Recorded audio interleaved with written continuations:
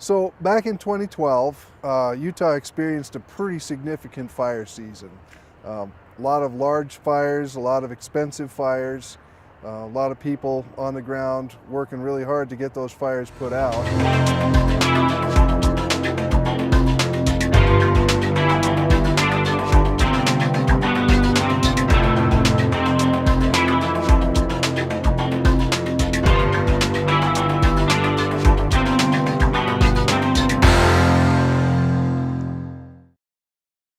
In 2013, the Department of Agriculture was charged with coming up with a strategy to address those catastrophic wildfires, and part of Commissioner Blackham's strategy was to bring in the Division of Forestry, Fire, and State Lands.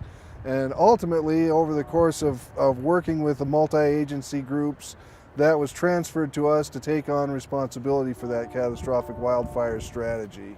So in 2014, we began working with the state legislature, and they encouraged us to get a bill passed in 2015 that required us to put that strategy together to address catastrophic wildfire. And in 2016, we were able to pass two more pieces of legislation, one being Senate Bill 122. It allowed us to put more emphasis on prevention and allowed us to work with local governments such as counties and municipalities to take on responsibility for their own prevention activities. And the state in turn would then pay for any fires that happen to burn within those jurisdictions. My name is Todd Arbin. I am a supervisor in the Grantsville Conservation District and spend a lot of time out there trying to make a difference in the land. Well, I'm Daryl Johnson. We're out in Rush Valley here. Rush Valley is about 20 miles south of Tooele, the little town where we live, and we've been in the livestock business here all my life, and I have grandsons who are basically in the 7th generation ranchers here. Our family's been here since 1856. I'm serving as chairman of the Shambip Conservation District, and over the last 50 years, we've done a lot of conservation work. We're all here for a reason. We're here because we want to make a difference. We have a heritage, a lifestyle, and land to preserve. It's important for each of us or we wouldn't be here. In the stewardship that we've been given in Tooele County, we have some challenges. We have a lot of issues that require us to maybe step out of the box a little bit. In the Grantsville Conservation District, we are a little different than in some of the districts that have entire counties or multiple counties. We have 16,000 acres that we own some of the land. We actually lease some of the land, and we manage everything that is around it. It's a challenging situation. Because we are surrounded by metropolitan areas, in a lot of ways, very close proximity, it creates its own set of unique challenges. We have an irrigation reservoir that is treated as a fishing site, and we're okay with that. It provides another opportunity for people to get outdoors. But what comes with that is abuse of the land, abuse of our facilities, our fences, our seed that we've planted, and the areas in which we manage within the 16,000 acres. We have a lot of vandalism that takes place. Our water troughs all get shot on a regular basis. We've had to spend a lot of money replacing all of our water troughs, burying all of our water lines underground so they can't be tampered with. We've had to lock everything up, which is frustrating at times. We also have been inundated with ATVs. Now, I love ATVs, but the problem is that the people who come out there to ride think that is public land. And with that attitude, they go wherever and do whatever they want. So it impedes the projects that we put together. It really holds us back from being able to complete projects. We've had to limit camping areas and lock them out of camping areas. We've actually had to plow up roads and do things to deter the public onslaught. It's created problems for the Forest Service because as we have moved these people out of our area, the Forest Service has had to take up the load. So there's a lot of interaction and a lot of working together. One of the projects that we had is that the Stansbury Range was identified as a catastrophic fire area. And it is the truth. The pinyon junipers have encroached all over lands that were traditionally grasslands. And they continue to encroach, especially upon cities and towns. And our ability to control that is a big problem. As a conservation district, we met and we were talking about solutions and what we could do with our limited resources and our limited time and the abilities we had as supervisors for the district. In the Stansbury Mountains, this project kind of came together through one of our local working group meetings. We were just talking about possible projects and priority areas, and from the Division of Forestry, I really honestly hadn't really thought that much about the Stansbury Mountains, but in talking with some of our partners, the Conservation District was interested in doing some work on their property in the Stansburys. The BLM was doing work in the Stansburys. Division of Wildlife Resources was working with landowners in the Stansburys, and it just sort of all came together that there's a lot of people really interested in doing some work in the Stansburys.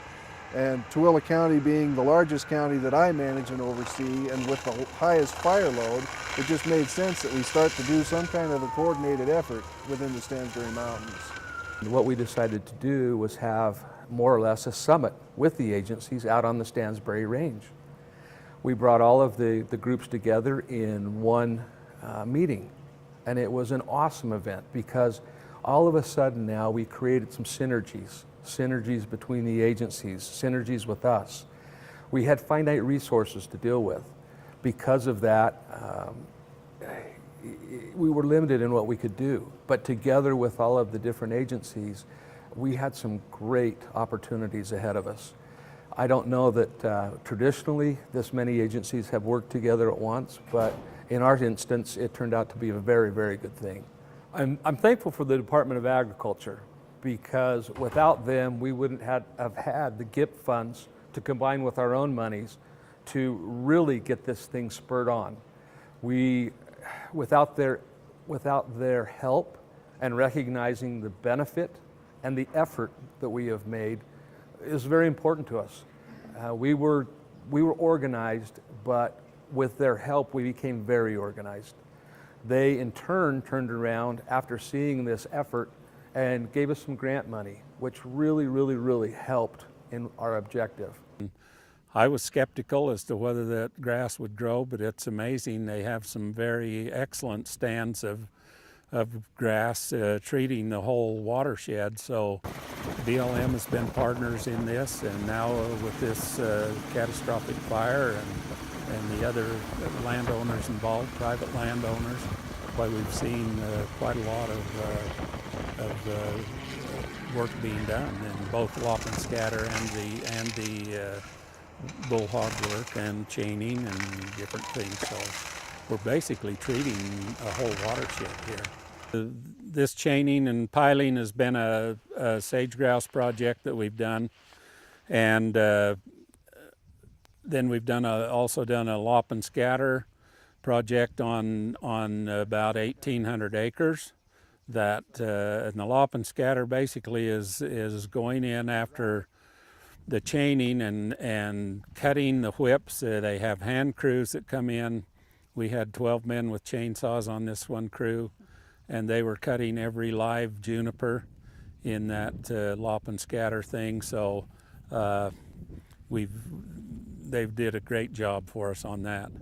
So we've been doing both the catastrophic fire and the sage grouse thing. The chaining initially is to go into a juniper stand and chain those trees down. We have the two caterpillars that we hook onto the chain and spread out about 120 or 30 feet apart, depending on how heavy the stand of juniper are. If you don't pull them completely out of the ground, then you've got some growth left in them. And so the lop and scatter thing has been to come back mostly in some of our old chainings that we did several years ago and totally cut every green tree that has continued to grow. Basically, the chaining is opening up a lot of country that has almost zero grass or understory, and these trees just eventually cheat out everything but themselves. And so the chaining is initially removing that juniper growth.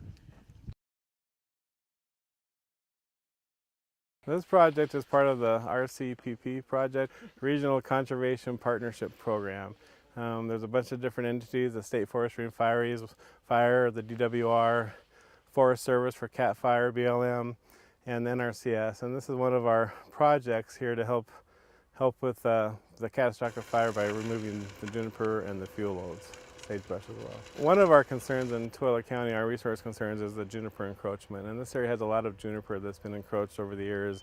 It takes up moisture, water and whatnot for other vegetation, kind of outcompetes other vegetation for grazing, wildlife, things like that. This project was particularly interesting in the fact that it's so close to the city of Grantsville.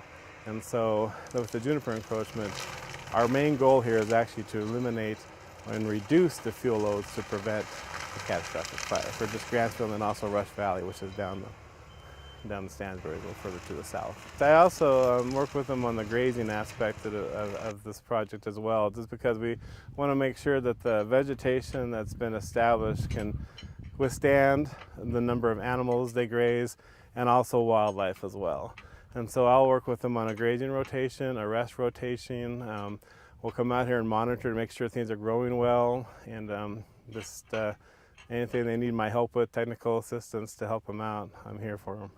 Actually, there are several different methods. The one you see here is actually the mastication, but there's also chaining, and they also use chains to actually remove the juniper as well. And then there's also lop and scatter, where they'll actually come out and actually cut down individual trees and then scatter them around. So there's actually primarily 3 different methods that they use. It just kind of depends on the grazing, the wildlife, how thick and what stage this juniper is in, how the thickness and the steepness of slope and all that. So. I would have to say that one of the most important parts of this project has been the help that we have received from Laura Lee Cox.